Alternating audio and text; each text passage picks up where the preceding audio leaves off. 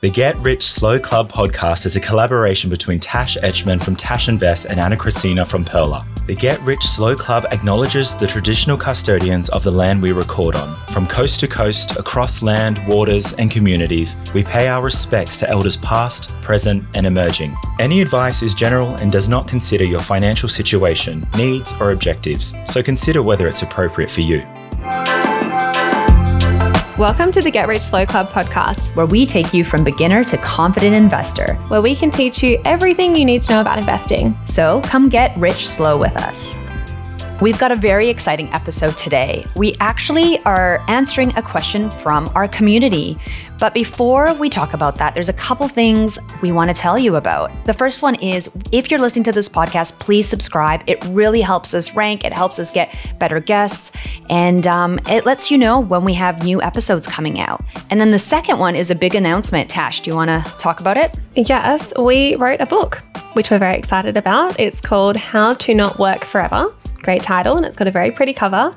It's out on June 26th. So you can pre-order now, which would really help us. Pre-orders show the bookstores and booksellers that people like your books, they'll buy more. So we really appreciate it if you can pre-order it. And now let's kick it off with this episode, as we always do. Money, losses, and wins. Tash, what's yours? I went to Japan, which was lots of fun. Money win in general. I think I have a few money wins from that, actually. The first fun one was I found mini Kewpie mayos at 7-Eleven, and they were 50 cents each. How fun's that? I love Kewpie mayo. I always buy it from Costco. We store it and just smash through it really quickly. It's so good. And then the bigger win was I bidded for an upgrade for business class. So I bidded, I think it was like 59,000 Qantas points, and we got it. So we flew business class from Australia to Tokyo, which was heaps of fun. That's awesome. I definitely know that people are interested in that. So maybe we talk a little bit more about that next time as well. Just how to use points, how to access that. Because who doesn't want to go business class for cheap, right? Yeah, business class for free pretty much. But yeah. What's your money win or loss? So we had a bit of a heat wave recently here in Melbourne, and I don't know if I mentioned this in previous episodes, but we spent a lot of money getting aircon because we had evaporative cooling. We have heating that is like central heating. Is it called central heating? Like where it's vented heating. So the whole house heats up, including the bathroom. So if you're in one room, you are wasting a lot of energy. So we really, we ran the numbers. We realized that aircon split systems that do both hot and cold air would kind of save us a lot of money in the future, especially around winter time. But the other day when we had that heat wave, we also have solar panels. So it was free, running it free in the daytime, which is a huge money win when you're thinking about the cost of energy going up and up and up. So we tried to be a bit more environmental by moving from gas for the winter. But yeah, the solar panels have helped with the aircon costs. Yeah. When did you get solar panels? When we bought the house, they had solar panels. So we were very... that's dreamy. Yeah. Well, it was funny because when we purchased the house, they were saying, we don't feel like we save a lot of money on the solar panels. Like just, it's not a lot. But we work from home. So we are using energy all the time in the daytime. And especially on hot, sunny days, a lot of our electricity is free. So I'm excited to see in the winter what the costs are going to be. We also, I've mentioned this a few times, we track our energy. I think there's a PowerPal is the app that we use. So it's a great money win. Yeah, because energy costs are huge. And if you can cut them down even a little bit, it is going to pay dividends in the future. So, and that's something I forget about as well, the cost of working from home in terms of the aircon and the electricity. Like I think about it in terms of like, I'm home like showering and doing other things. But yeah, it's a huge extra cost. Yeah, for sure. So we have some good wins for this week. Okay, let's listen to our message from Ben. Hi, my name's Ben. I'm a house painter from the southwest of Western Australia. I'm 29 years old, have about 20 grand in the bank. And my question to you guys is, would it be more beneficial for me to start heavily investing in ETFs now, obviously starting as early as possible to benefit off the compound interest, or start saving money in a high interest savings account for first home deposit? First off, 20K, amazing. Just want to celebrate that win. It's always really hard saving money regardless of what the amount is. So massive kudos to you for being able to save that. So there's a couple different options in terms of answering your questions that you can consider. But before we talk about those options, we really need to talk about the things you need to consider when it comes to whether you should invest or save for a house deposit. And this is such a common question. I come across this all the time. So great question, Ben. And if you have any other questions, please feel free to send us a voice message. We'll pop the link in the show notes for you. So the first thing to consider is, what are your personal goals and priorities? Do you even want to buy a house right now? Do you want more flexibility? All of this depends on you and your lifestyle. The second thing to consider is, if you are going to buy a property, is it a principal property of residence? Is it your home, or is it an investment property? They both come with very different considerations. For example, if you want to buy a first home, you might be able to access the first home buyer's grant if you meet the conditions. And it all varies depending on what state you're in. So it's just another thing to consider on top of whether you want to buy a home or invest. I got the first home buyer's grant when I bought my property in Perth a few years ago. The rule in WA back then was you had to buy something new to get the grant, but I kind of got around that by buying an apartment that was completely built, but no one had lived in it yet. So I didn't have to actually build a home myself, which was great because I didn't want to do that. But make sure you check the conditions and decide whether it's worth it for you or not. One of the most important considerations is your time horizon. So I noticed Ben didn't really say when he wanted to buy a house. So you really need to look at how soon do you actually plan to buy that house. If it's in the short term, so less than 5 to 7 years, for example, it's probably better to put it in a savings account. But if it's over 5 to 7 years, then you might invest in ETFs because it's a longer time frame. The key here is whether or not you can be flexible to ride out a market crash if it happens. So let's say the market crashes right as you're planning to buy the house. Can you wait 2 or 3 more years, or would that really set you back a lot? If so, maybe cash is a better option. This ties really well into your risk tolerance. So Ben, how comfortable are you with possibly losing money? So investments, especially ETFs, can fluctuate, offering higher potential returns, but they also come with an increased risk. So for example, if you do invest and you maybe want to buy further down the line, will the value of your ETFs be where you expect them to be, or have they dipped? And just considering your risk tolerance along that is really important. And then we need to look at the interest rate as well. So comparing the interest rates of your high interest savings account versus the expected return of your ETFs. So I usually use around 7% to be conservative for share investing. But if you look at the historical returns, it's been higher, like around 10% for the S&P 500. But also with savings, you need to consider the impact of paying tax on the interest that you've earned on your savings account. So this can really eat away at those returns. The next one is your liquidity needs. Liquidity just essentially means having access to cash easily.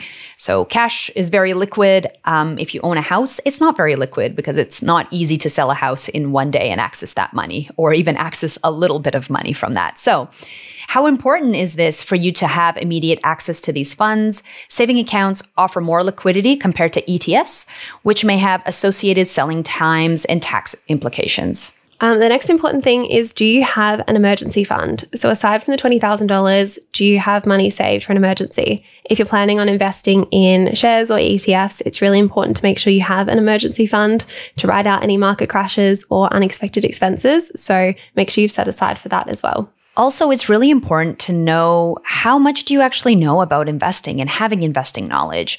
So do you understand the risks around investing and what specific ETFs you're considering?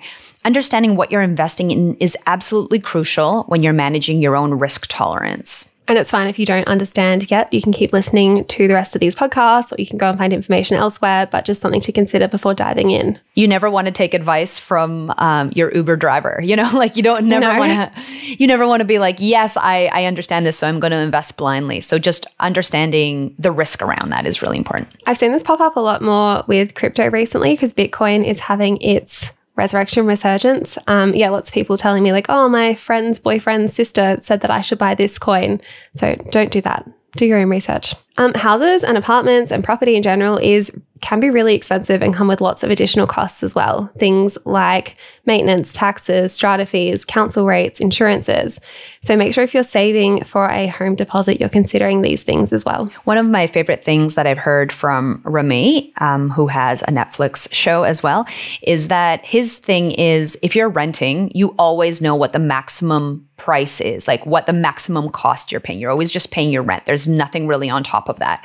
Whereas when you purchase a home, your mortgage is the minimum that you're going to pay. There's always going to be additional costs on top of that. So when you're running your budgets and your numbers, it's really important to kind of think of the total costs around home ownership versus, for example, if you're renting. Especially for apartments as well. Like a lot of new apartments have really nice, cheap strata fees, but they go up so quickly if something happens. So just something to be wary of. The next one is diversification. So if you decide to invest, it's really important to ensure that you have a very diverse portfolio because this mitigates risk.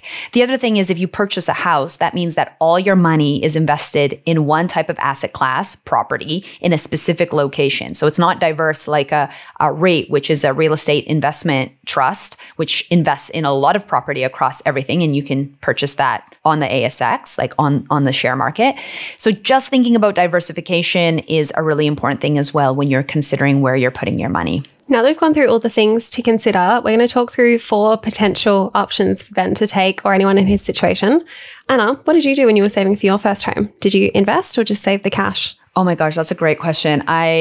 So we had this scheme that was quite similar to a first home super saver scheme here in Australia. So my first property I purchased was in Canada, and that's essentially what I used. I used something that's the equivalent of the first home super scheme in super. So I was already investing and saving for a very long time or a longer time horizon. So when I did purchase my property, I took that money out, but I also had additional cash on the side that I was putting into that property. So my time horizon was much, much longer. When I purchased the house that I live in here in Australia, that was mainly cash. That was definitely cash. Oh, actually, that's a lie. I got to use the first home super saver here in Australia as well. So it was a bit of both. That was the strategy that I used. I had that money invested in the first home super saver scheme here in Australia, and I accessed that as well. Wow, what a weird thing to have 2 first home situations. Yeah, the perks of living in 2 different countries for you. Yeah. That's been great. Did you sell shares? Do I remember you saying you sold shares as well? Oh, actually, yeah, I did. You're totally right. I forgot that I did that. Wow, it's funny how you forget something that happened 2 years ago. That's another thing. Yeah, I was working at a company and I had a bunch of shares in that specific company from stock options that you get when you sometimes start at a startup. And I sold those shares as well. So actually, I did a whole bunch of things. Actually, now that you mention it, you kind of forget that you do these things. But yeah, that was the big issue that I had because I didn't properly consider the tax implications. So when I sold my shares, obviously you have to pay capital gains tax, which is fine, but I was also I also had a child, so I was going on parental leave. So that impacted what subsidies I was able to get. And it also impacted my childcare subsidy that I get for my kid who was in early education. So yeah, lots to consider. Going on. Yes. Yes. Oh my gosh. What did you do? I mostly saved, but I did start investing little bits here and there. So I invested my first $1,000 when I was 18, and that's when I was also saving too. But I kind of dabbled in micro investing here and there, but I mostly just saved I think I had 70,000 saved up. And then once I bought my apartment, then I started investing more heavily into shares after that.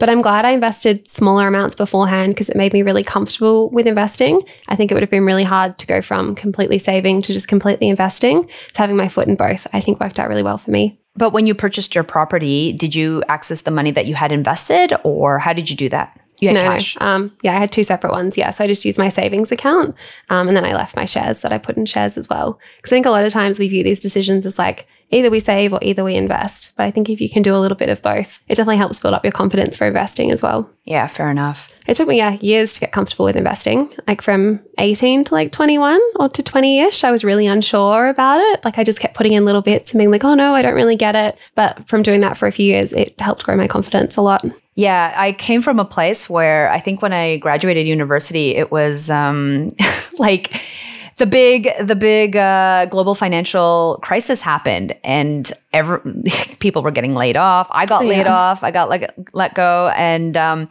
so it took a while in Canada and in other places in the world. I know Australia wasn't hit as bad. It took a while for people to build confidence in the stock market, I think. At least that was the case for me. Yeah, and I think back then as well, less people were talking about it. Like now a lot more people are online. There's other big podcasts like My Learning Money got popular. She's on the Money Guru. But before then, there wasn't really that many Australian options around. So way more options now. For sure. So let's get back to the 4 options that Ben can consider in this situation. The first one is to save his money in a high interest savings account. So the pros for this is it offers safety and liquidity, but interest earned is typically lower on a savings account than if he was investing. But of course, this comes with less risk. So if Ben's thinking about buying a house in the next few years, this is probably a good option for him. The con of this approach, though, is that interest rates usually don't keep up with inflation. So he might lose purchasing power of his money, which means that his money is able to buy less things over time.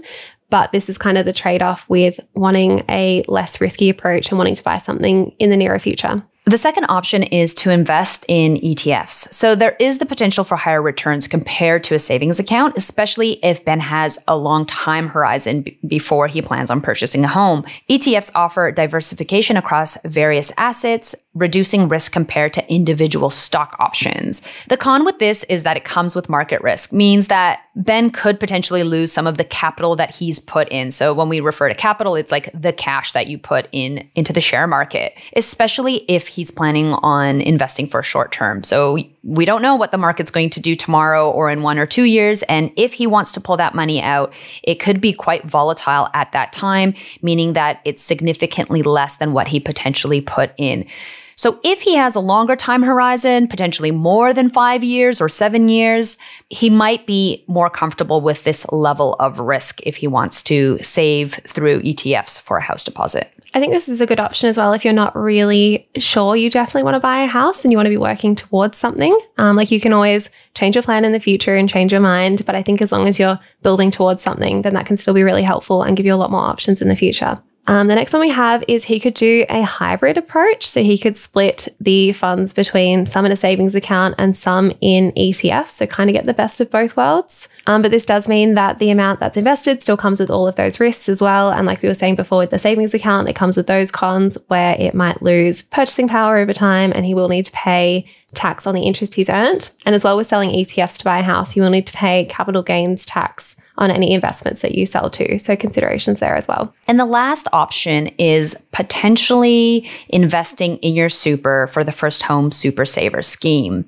So the pro of this is if you're looking for a long-term investment option, it is also tax advantaged to be able to invest through your super.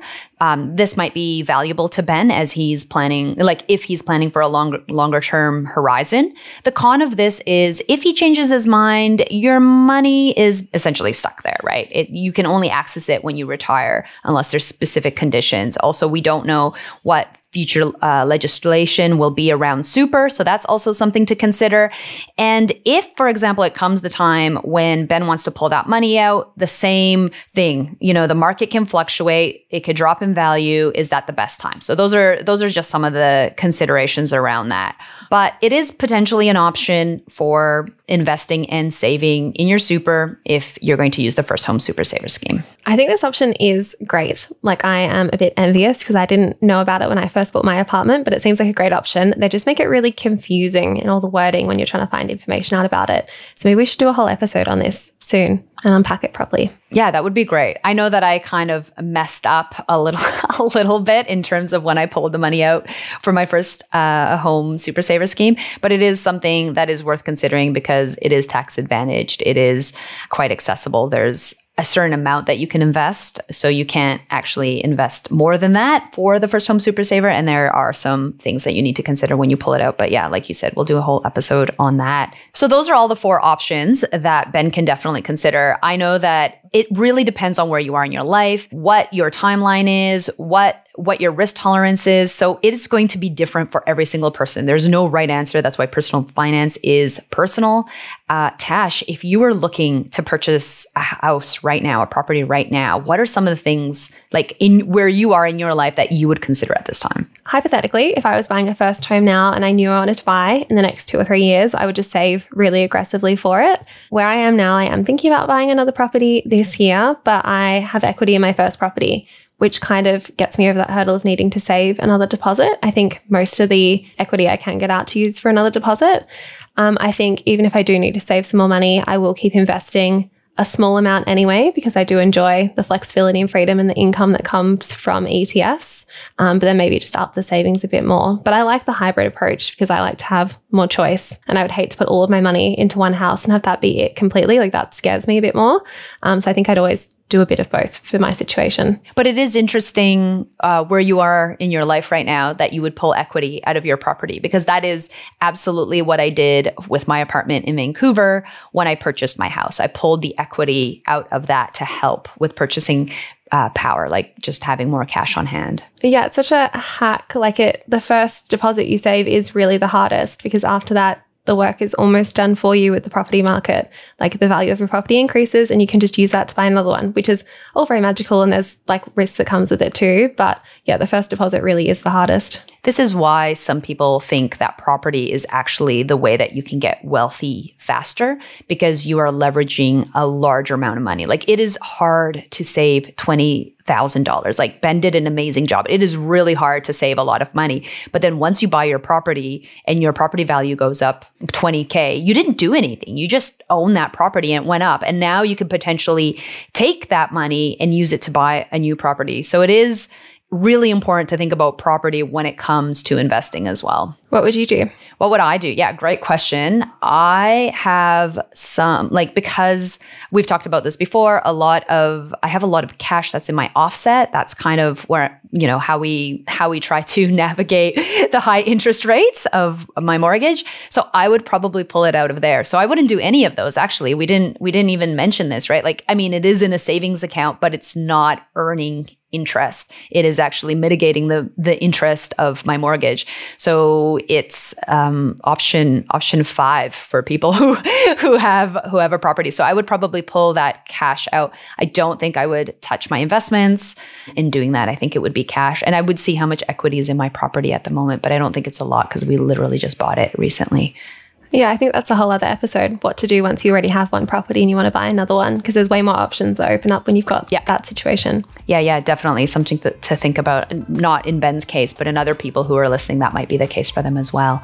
And also in that case, chances are that you and I who own property would potentially buy an investment property. I mean, you don't live in your property, so you might want to buy a home that you live in, but that is a different, I'm just saying, right? Like that's another additional consideration that people might have. Yeah, invest like your primary place of residence and investment are completely different considerations. So yeah, definitely. Lots of future episodes to come on property, maybe. Absolutely. Well, thank you so much, Ben, for your question. And we love questions like this that we can kind of dive deep on and talk about the thought process around it, because it's going to be completely different for everyone. So definitely send us your voice questions. We love them. Yes, I'd love to do more of these. So please send all your situations in so we can talk through them. It's been heaps of fun. And remember to subscribe, pre-order our book as well. We would love that so much. And thank you for joining us. Thanks. Thanks so much for joining us. If you found this episode helpful, please rate us 5 stars, write a review, or share with a friend. If you're new to investing, make sure to listen to our first 10 episodes. Follow us at Get Rich Slow Club or Tash at Tash Invests, or me at Ana Kresina. This show was brought to you by Natasha Etschmann, who is an authorised representative 1299881 of Guideway Financial Services, AFSL 420367, and Perla, who is an authorised representative 1281540 of Sanlam Private Wealth, AFSL 337927. Knowledge is power, especially when it comes to investing. So make sure you check out our financial services guides and read the product disclosure statement and target market determination for any investments you're considering. See our show notes for more info.